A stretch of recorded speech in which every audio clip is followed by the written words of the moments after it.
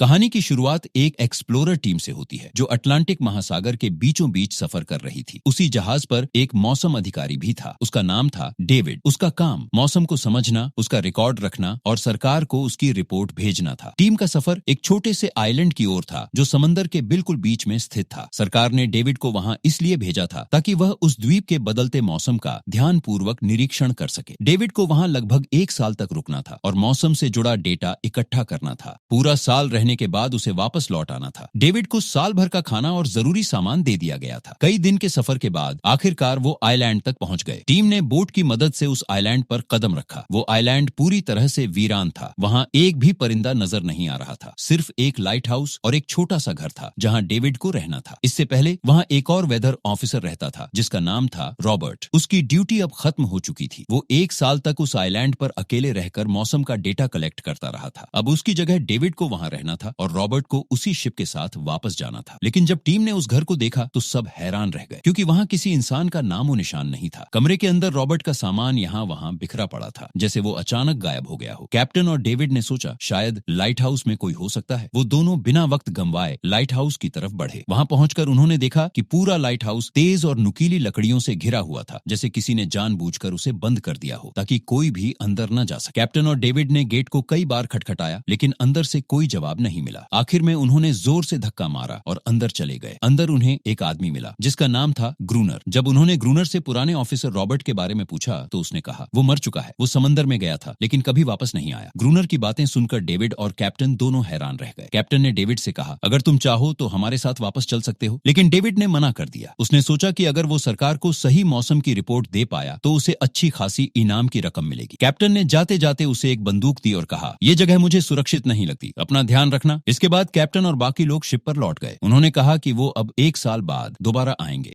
David ने घर को थोड़ा ठीक ठाक किया और रहने लायक बनाया। रात को जब वो दराज देख रहा था तो उसे एक पुरानी डायरी मिली। वो उसी पुराने ऑफिसर रॉबर्ट की थी। उस डायरी में उस आइलैंड के बारे में बहुत कुछ लिखा हुआ था। डायरी में एक मिस्टीरियस क्रीचर के बारे में भी कुछ बातें लिखी थी लेकिन सब कुछ साफ नहीं था। कई बातें अधूरी थी। डेविड हर लाइन को ध्यान से पढ़ता गया। उस डायरी में कुछ अजीब तरह के जानवरों के स्केच भी बने थे। डेविड को समझ नहीं आया कि रॉबर्ट ने ऐसे चित्र क्यों बनाए थे। उसे लगा शायद वो अकेला था इसलिए टाइम पास के लिए ये सब बनाया होगा। डायरी के एक पेज पर रॉबर्ट की पत्नी की तस्वीरें भी बनी थीं और उनके आसपास अजीब जीवों के स्केच भी बने थे। डेविड डायरी पढ़ते पढ़ते थक गया और धीरे धीरे उसकी आंख लग गई। अगली सुबह उसने मौसम का डेटा कलेक्ट करना शुरू किया लेकिन जैसे ही वो समंदर के पास पहुंचा उसके कदम रुक गए क्योंकि उसने देखा कि चट्टानों के बीच कुछ पत्थर अजीब तरह से सजाए गए थे और उनके बीच शेल्स रखे हुए थे। डेविड ने सोचा शायद ये सब ग्रूनर ने किया होगा और वो ये सोचकर वापस अपने काम में लग गया। काम के दौरान जब उसने दूरबीन से लाइट हाउस की ओर देखा तो उसे ग्रूनर के साथ एक और इंसान नजर आया लेकिन पलक झपकते ही वो गायब हो गया। डेविड ने फिर देखने की कोशिश की पर उसे लगा शायद ये उसका वहम था। रात को जब डेविड अपने काम में व्यस्त था तभी दरवाजे पर किसी ने ठखठाया। उसे लगा शायद ग्रूनर आया है। डेविड ने उसका नाम पुकारा लेकिन कोई जवाब नहीं मिला। हाथ में लैंप लेकर जैसे ही डेविड दरवाजे के पास पहुंचा उसे कुछ अजीब सी आवाजें सुनाई देने लगी जो किसी इंसान की बिल्कुल भी नहीं थी। और तभी उसने देखा दरवाजे के नीचे से किसी अजीब जीव का हाथ अंदर आने की कोशिश कर रहा था। वो इंसान का हाथ बिल्कुल भी नहीं था। ये देखकर डेविड के होश उड़ गए। वो तुरंत बेसमेंट की तरफ भागा और वहां छिप गया। कुछ ही देर में वो रहस्यमयी क्रीचर घर के अंदर घुस आई। वो इधर उधर घूमकर डेविड को ढूंढने लगी। डेविड बेसमेंट की एक छोटी सी दरार से उसे देखने लगा लेकिन अचानक उस क्रीचर ने डेविड को देख लिया। वो डेविड पर हमला करने के लिए तेजी से उसकी तरफ बढ़ी और दरार में हाथ डालकर उसे पकड़ने की कोशिश की। डेविड ने खुद को बचाने के लिए फौरन चाकू उठाया और उसकी आंख में घोंप दिया। वो क्रीचर जोर से चीख कर भाग गई लेकिन डेविड को अब यकीन हो गया डायरी में जो उस क्रीचर के बारे में लिखा था वो सब सच था।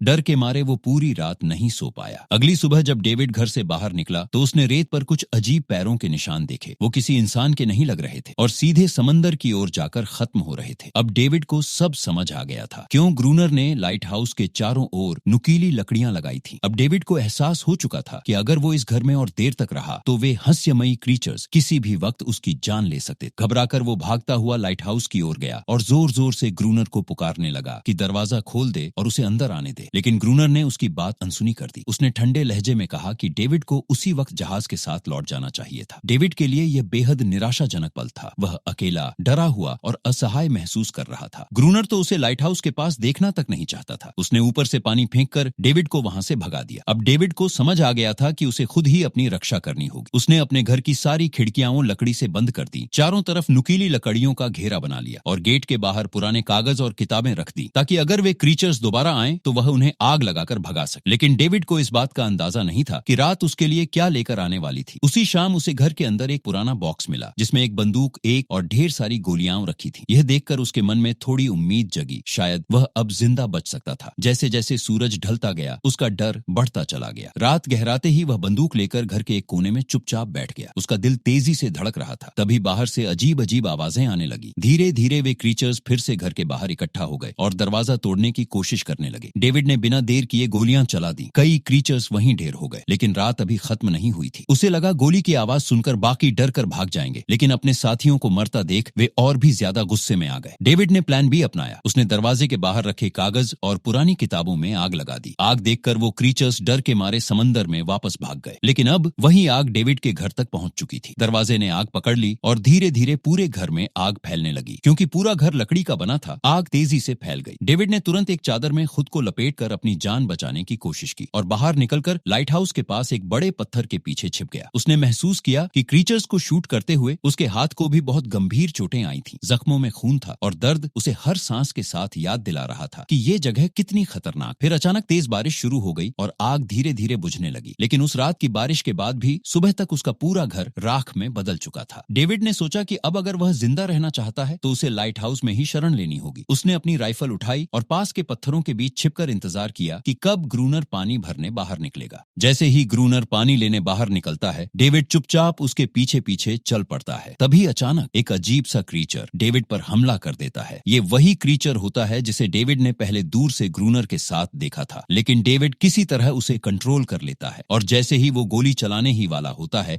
ग्रूनर जोर से चिल्लाता है। डेविड तुरंत रुक जाता है। ये क्रीचर एक फीमेल सी क्रीचर होती है जो ग्रूनर के साथ रहती है। डेविड इस मौके का फायदा उठाता है और ग्रूनर के सामने एक डील रखता है। अगर तुम मुझे लाइट हाउस में रहने दोगे तो मैं इसे नहीं मारूंगा। ग्रूनर कुछ देर सोचता है और मजबूरी में हाँ कर देता है। शाम तक दोनों बचा हुआ खाना और सामान लाइट हाउस के अंदर ले जाते हैं। ये पहली रात होती है जब डेविड और ग्रूनर एक ही छत के नीचे सोते हैं। सुबह डेविड को एक अजीब सा एहसास होता है। वो महसूस करता है कि वो फीमेल क्रीचर उसके घायल हाथ को चाट रही है। जब वो उठकर देखता है तो हैरान रह जाता है। उसका घाव पूरी तरह भर चुका होता है। डेविड शॉक में आ जाता है। ये क्रीचर सिर्फ डेंजरस नहीं है, इसके पास हीलिंग पावर भी है। डेविड मन ही मन सोचता है, अगर हम इसे दुनिया को दिखा दें तो हम फेमस भी हो सकते हैं और अमीर भी। लेकिन ग्रूनर को ये सब नहीं चाहिए। वो इस आइलैंड को छोड़ना नहीं चाहता। उसका कोई फैमिली नहीं, कोई दोस्त नहीं। ये आइलैंड ही उसकी पूरी दुनिया है जहाँ वो खुद को किंग समझता है। डेविड को ये सब बहुत अजीब लगता है। वो ग्रूनर से पूछता है, ये क्रीचर तुम्हारे साथ कैसे आई? ग्रूनर बताता है, एक बार ये मेरी फिशिंग नेट में फंस गई थी। उस समय ये छोटी थी। मैं चाहता तो इसे मार सकता था, लेकिन मैंने ऐसा नहीं किया। ये मेरे साथ ही रहने लगी, पर मैं इसके साथ अच्छा बिहेव नहीं करता था। मैंने इसे अपना स्लेव बना लिया। मैंने हर तरह से इसका इस्तेमाल किया। एक बार इसने मुझ पर हमला किया तो मैंने इसे ऐसी सजा दी कि इसके बाद ये खुद को मेरा गुलाम मानने लगी। फिर ग्रूनर एक कड़वा सच बताता है, हर रात जो क्रीचर्स समंदर से बाहर आते हैं वो हमें मारने नहीं आते। वो अपनी इस साथी को वापस ले जाने आते। बट रात होते ही फिर से वो क्रीचर्स समंदर से बाहर निकलने लगते हैं। ग्रूनर डेविड को गन थमाते हुए कहता है, गन पकड़ो, आज से तुम भी गार्ड ड्यूटी पर हो। शुरुआती हमलों में डेविड बुरी तरह डर जाता है, कई बार पीछे हट जाता है, लेकिन ग्रूनर को ये बात बिल्कुल पसंद नहीं आती। अगली सुबह वो डेविड पर गुस्सा करता है और उसी रात वो डेविड को बाहर धकेल देता है। खुद अंदर से दरवाजा बंद कर लेता है ताकि डेविड अपनी जान बचाने के लिए क्रीचर्स को मारना सीख सके। डेविड खून से लथपथ हो जाता है, शरीर पर जख्म ही जख्म, लेकिन किसी तरह वो पूरी रात सर्वाइव कर लेता है। धीरे धीरे उसका डर कम होने लगता है और वो भी ग्रूनर की तरह एक रूथलेस फाइटर बनता जाता है। दिन में वो लाइट हाउस का काम करता है और रात में क्रीचर्स से लड़ता है। अब ये आइलैंड उसके लिए एक प्रिजन बन चुका होता है, जहाँ बाहर समंदर के मॉन्स्टर्स हैं और अंदर इंसान की क्रूरता। इसी बीच डेविड और उस फीमेल क्रीचर के बीच एक अजीब सा रिश्ता बनने लगता है, ना पूरी दोस्ती ना पूरी दुश्मनी। डेविड उसे एक नाम देता है, अनारियस। अब उसे उसके लिए बुरा लगने लगता है। उसे एहसास होने लगता है कि अपने लोगों से दूर होकर किसी अनजान के साथ रहना कितना दर्दनाक होता है, और शायद वो क्रीचर भी कुछ ऐसा ही महसूस कर रही होती। एक दिन डेविड नोटिस करता है कि क्रीचर्स के अटैक्स अब पहले से कम हो गए। वो अपने मन में सोचता है, शायद सर्दी के मौसम में ये कहीं और चले जाते होंगे। लेकिन ग्रूनर ठंडे लहजे में कहता है, नहीं, ये पीछे हट नहीं रहे, ये सिर्फ अपनी संख्या बढ़ा रहे हैं। असल हमला अभी बाकी है। एक रात दोनों डिनर के बाद लाइट हाउस के अंदर चेस खेलने बैठ जाते हैं। खेल में इतने खो जाते हैं कि लाइट हाउस की लाइट जलाना ही भूल जाते हैं और अंधेरे का फायदा उठाकर क्रीचर्स अचानक जबरदस्त हमला कर देते हैं। तादाद इतनी ज्यादा होती है कि डेविड और ग्रूनर मिलकर भी ज्यादा देर तक टिक नहीं पाते। गन की बुलेट्स भी लगभग खत्म हो चुकी होती हैं। भागते भागते दोनों किसी तरह लाइट हाउस के टॉप तक पहुंचते हैं। इसी बीच ग्रूनर के पैर में गहरी चोट लग जाती है। दोनों को लगता है आज आखिरी रात है, लेकिन तभी सुबह हो जाती है। जैसे ही सूरज की रोशनी पड़ती है, क्रीचर्स तड़पते हुए वापस समंदर में लौट जाते हैं क्योंकि धूप उनकी स्किन को जला देती है। अनारियस ग्रूनर के घाव के पास आती है। उसकी बॉडी से हीलिंग जैसा असर निकलता है और ग्रूनर का जख्म धीरे धीरे भरने लगता है। लेकिन डेविड अब साफ समझ जाता है ये जंग वो जीत नहीं सकते। बुलेट्स कम है, खाना कम है और क्रीचर्स की संख्या लगातार बढ़ रही है। अगले दिन डेविड समंदर के किनारे टहल रहा होता है, तभी उसे दूर एक शिप दिखाई देती है। वो भागकर अंदर जाता है और फ्लेयर गन उठाकर बाहर आता है ताकि शिप को सिग्नल दे सके, लेकिन तभी ग्रूनर उसे रोक देता है। नहीं, तुम यहाँ से कहीं नहीं जाओगे। इसी पल अनारियस अचानक ग्रूनर पर हमला कर देती है। वो डेविड को बचाना चाहती है, लेकिन ग्रूनर किसी को भी इस आइलैंड को छोड़कर जाने देना नहीं चाहता। ये उसका किंगडम है, वो खुद को यहाँ का गॉड मानता है। किसी और की आजादी उसे मंजूर नहीं। डेविड ये सब देखकर समझ जाता है ग्रूनर अब इंसान नहीं रहा, वो अपनी ही पागलपन में पूरी तरह फंस चुका है। कुछ दिन बाद डेविड अनारियस को एक छोटी सी बोट गिफ्ट करता है। अनारियस उसे लेकर आइलैंड के एक कोने में जाती है और वहाँ सच में एक रियल बोट छुपी हुई होती है। डेविड चौंक जाता है, ये बोट असली है। ग्रूनर पहले ही देख चुका था इस बोट। ग्रूनर बताता है कुछ लोग तूफान की वजह से शिप से गिरकर इस आइलैंड तक बोट से पहुंचे थे, लेकिन क्रीचर्स ने सुबह होने से पहले सबको मार दिया। उनके शिप में एम्यूनिशन, डायनामाइट वगैरह था जो सब समंदर में डूब गया। ये सुनते ही डेविड के दिमाग में एक नया प्लान बनता है। अगर हम डाइविंग सूट पहनकर उस डूबे हुए शिप तक पहुंच जाएं, तो हमें डायनामाइट और बुलेट्स मिल सकती हैं और तब हम क्रीचर्स पर एक बड़ा ब्लास्ट कर सकते हैं। पहले ग्रूनर मना करता है, लेकिन मजबूरी में मान जाता है। डेविड डाइविंग सूट पहनकर समंदर के गहरे हिस्से में उतरता है। वहाँ उसे पुराने बॉक्स मिलते हैं जिनमें डायनामाइट होता है। तभी कुछ छोटे छोटे क्रीचर्स उसके सामने आ जाते, बिल्कुल बच्चों की तरह। डेविड डर के मारे गिर जाता है, किसी तरह सूट छोड़कर ऊपर भागता है और डायनामाइट के बॉक्स उठा लाता है। अब डेविड और ग्रूनर लाइट हाउस के चारों तरफ 2 लेयर्स में डायनामाइट लगाते हैं ताकि अगली हैवी अटैक में पूरी क्रिएचर्स एक साथ मार सके। कुछ दिनों बाद भारी बर्फबारी शुरू हो जाती है। क्रिएचर्स अचानक शांत हो जाते हैं, हमले बंद हो जाते हैं। ग्रूनर को शक होता है शायद अनारियस ने बाकियों को वार्निंग दे दी है। गुस्से में वो अनारियस को टॉर्चर करने लगता है, लेकिन डेविड उसे रोक देता है। आखिर दोनों फाइनल प्लान बनाते हैं। लाइट हाउस का मेन गेट खुला रहेगा। अनारियस रूफटॉप पर जाकर आवाज लगाएगी और जैसे ही वो पास आएंगे, डायनामाइट ब्लास्ट। अनारियस की आवाज सुनते ही समंदर में हलचल मच जाती है। क्रीचर्स गुस्से में पानी से बाहर निकलने लगते हैं। मेन गेट खुला देखकर उन्हें लगता है ये परफेक्ट मौका है अनारियस को छुड़ाने का। वो लाइट हाउस के अंदर घुसते हैं, डेविड पर हमला करते हैं। डेविड किसी तरह बचता है और ऊपर भागता है कनेक्शन चेक करने। ग्रूनर लीवर दबाता है, लेकिन ब्लास्ट नहीं होता। असल में डेविड ने पहले ही कनेक्शन डिस्कनेक्ट कर दिया था और ग्रूनर उसे दोबारा जोड़ना भूल गया था। अब डेविड ऊपर पहुंचकर कनेक्शन ठीक करता है और पहला लेयर ब्लास्ट करता है। कई क्रीचर्स वहीं ढेर हो जाते हैं। फिर दूसरा लेयर ब्लास्ट होता है। इससे भी ज्यादा भयानक एक्सप्लोजन। चारों तरफ ढेर सारे क्रीचर्स मारे जाते हैं और उसी धमाके में डेविड और ग्रूनर दोनों बेहोश हो जाते हैं। अगली सुबह जब डेविड और ग्रूनर दोनों होश में आते हैं तो वो देखते हैं चारों तरफ क्रीचर्स की लाशें बिखरी पड़ी हैं। जमीन खून से लाल हो चुकी होती है, लेकिन अनारियस कहीं भी नजर नहीं आता। इधर ग्रूनर जख्मी क्रीचर्स को भी बेरहमी से मार रहा होता है, जिनमें से कुछ अब भी सांस ले रहे होते हैं। तभी डेविड की नजर एक क्रीचर पर पड़ती है। उसके गले में एक छोटा सा नेकलेस होता है, बिल्कुल ऐसा जैसे किसी माँ ने अपने बच्चे को प्यार से पहनाया हो। वो क्रीचर दर्द से तड़प रहा होता है और पहली बार डेविड के दिल में उसके लिए दया पैदा होती है। उसे अंदर से महसूस होता है ये भी फैमिली रखते हैं, ये भी अपने बच्चों के लिए जान की बाजी लगाते हैं। फर्क बस इतना है कि ये बोल नहीं सकते। डेविड को अब एहसास होता है एक गलतफहमी, एक डोमिनेशन, एक क्रूल ईगो की वजह से उन्होंने न जाने कितने परिवार तबाह कर दिए। अब रातों में समंदर के किनारे से रोने जैसी आवाजें आने लगती हैं, जैसे क्रीचर्स अपने मरे हुए फैमिली मेंबर्स का मातम मना रहे हों। एक दिन डेविड समंदर के पास कुछ छोटे छोटे क्रीचर बच्चे देखता है जिनके पेरेंट्स उस बड़ी बैटल में मारे जा चुके होते हैं। डेविड पत्थरों से एक गोल सा सर्कल बनाता है और उसके बीच में वो छोटी टॉय बोट रख देता है जो उसने अनारियस को दी थी। वो उम्मीद करता है शायद अनारियस इसे देखे और वापस लौट आए। वो कई कई घंटे वहीं बैठकर इंतजार करता है, लेकिन अनारियस नहीं आती। सुबह होती है, डेविड उठता है। ग्रूनर अभी भी सो रहा होता है। उसके पास कुछ पुरानी चीजें पड़ी होती हैं और उन्हीं में एक पुरानी फोटो भी होती है। डेविड वो फोटो उठाकर देखता है और शॉक हो जाता है। तस्वीर में ग्रूनर किसी लड़की के साथ खड़ा होता है और वो लड़की वही होती है जिसकी फोटो डेविड ने पहले दिन रॉबर्ट की डायरी में देखी थी। यानी ग्रूनर ही रॉबर्ट था। वो पुराना वेदर ऑफिसर कभी मरा ही नहीं था। उसने अपना नाम बदला, अपनी आइडेंटिटी बदली और इसी आइलैंड पर किंग बनकर रह गया और धीरे धीरे वो इंसान से मॉन्स्टर बन चुका। डेविड सब कुछ समझ चुका होता है, लेकिन अब वो कुछ कहता नहीं। वो चुपचाप समंदर की तरफ देखता रहता है और उसके दिल में एक अजीब सा एहसास जन्म लेने लगता है कि शायद अब वो भी कभी इस आइलैंड से नहीं जाएगा। एक शाम डेविड फिर से समंदर के किनारे जाता है। वो देखता है उस स्टोन सर्कल के बीच रखी वो छोटी छोटी टॉय बोट अब वहां नहीं है, लेकिन थोड़ी दूरी पर उसे एक छोटा क्रीचर बच्चा दिखाई देता है जिसके हाथ में वही बोट होती है। डेविड धीरे से सर्कल के बीच एक जलती हुई लकड़ी फेंकता है, लेकिन अटैक के लिए नहीं, ये सिग्नल होता है कि अब वो लड़ना नहीं चाहता, वो अब पीस चाहता है। कुछ देर बाद समंदर की लहरों के बीच से अनारियस बाहर आती है, उसके पीछे पीछे क्रीचर्स का पूरा ग्रुप। लेकिन इस बार कोई भी डेविड पर हमला नहीं करता, क्योंकि अब वो भी इस लड़ाई से थक चुके होते हैं। अब वो सिर्फ अपने बच्चों के लिए एक सेफ प्लेस चाहते हैं। डेविड उनकी आंखों में देखकर बिना बोले कह देता है, मैं लड़ना नहीं चाहता, मैं माफी चाहता हूँ। तभी अचानक पीछे से ग्रूनर हाथ में गन लेकर आ जाता है। डेविड उसे रोकने की कोशिश करता है, ये अब लड़ना नहीं चाहते, ये बस जिंदा रहना चाहते हैं। लेकिन ग्रूनर नहीं मानता, वो गुस्से में अनारियस पर चिल्लाता है। अनारियस उसकी बात नहीं मानती। तभी ग्रूनर को एहसास होता है कि अब वो किंग नहीं रहा, उसका कंट्रोल सब हाथ से फिसल चुके हैं। गुस्से में वो लाइट हाउस की तरफ भागता है और सिग्नल गन से एक फ्लेयर छोड़ देता है जो सीधे एक छोटे क्रीचर बच्चे को जाकर लगती है। बच्चा वहीं तड़पकर मर जाता है। ये देखकर सारे क्रीचर्स डर कर पीछे हट जाते हैं। अनारियस भी डेविड पर से भरोसा खो देती है। डेविड गुस्से में लाइट हाउस की तरफ दौड़ता है। ग्रूनर से लड़ने के लिए दोनों के बीच जबरदस्त फाइट होती है। डेविड चीखता है, ये लोग बस शांति चाहते। ग्रूनर हाथ में आयरन रॉड लेकर उसे मारने ही वाला होता है। तभी डेविड पूरी ताकत से चिल्लाता है। ग्रूनर उसे रॉबर्ट कहकर बुलाता है। ये नाम सुनते ही रॉबर्ट एकदम रुक जाता है। जो नाम वो भूल चुका था, जो पहचान वो खो चुका था, डेविड ने उसे लौटा दी थी। अकेलापन, पत्नी की मौत, सालों तक क्रीचर्स से लड़ना, खुद को किंग समझना, इन सब ने मिलकर उसके दिमाग को तोड़ दिया था, उससे मॉन्स्टर बना दिया था। लेकिन अंदर कहीं ना कहीं वो अभी भी इंसान था। अब उसे समझ आ जाता है, क्रीचर्स कभी दुश्मन नहीं थे, वो तो बस अपना परिवार चाहते। रॉबर्ट चुपचाप बाहर निकलता है, क्रीचर्स की तरफ बढ़ता है, अपने दोनों हाथ खाली रखता है, जैसे कह रहा हो, मैं सरेंडर करता हूँ। कुछ ही पलों में क्रीचर्स उसे मार डालते हैं। डेविड डर के मारे लाइट हाउस के अंदर भागता है और खुद को बंद कर लेता है। 1 साल बाद फिर से एक जहाज इस आइलैंड के पास आकर रुकता है। इस बार जहाज पर होता है एक नया वेदर ऑफिसर और एक गवर्नमेंट ऑफिसर। दोनों लाइट हाउस तक पहुंचते हैं और डेविड से पूछते हैं, पिछला वेदर ऑफिसर कहाँ है? डेविड कुछ पल चुप रहता है, फिर शांत आवाज में कहता है, वो समंदर की तरफ गया था और कभी वापस नहीं आया। नया वेदर ऑफिसर अपने मन में सोचता है, यही आदमी ग्रूनर होगा। लेकिन डेविड उनकी ये गलतफहमी ठीक नहीं करता। वो चुपचाप लाइट हाउस की बैल्कनी पर जाता है, वहां खड़ा होकर समंदर की लहरों को देखता रहता है। अब वो भी इस आइलैंड को छोड़कर कहीं नहीं जाना चाहता। बिल्कुल ग्रूनर की तरह दूसरी तरफ आइलैंड के किनारों पर अनारियस और उसके बाकी क्रीचर्स अब शांति से रह रहे होते हैं। अब उन पर कोई ग्रूनर नहीं, कोई इंसानी राजा नहीं। अब वो आजाद हैं। आज वो अपने बच्चों के साथ बिना डर के जिंदगी जी सकते हैं, समंदर में भी और आइलैंड पर भी। और यहीं पर कोल्ड स्किन की कहानी खत्म होती है।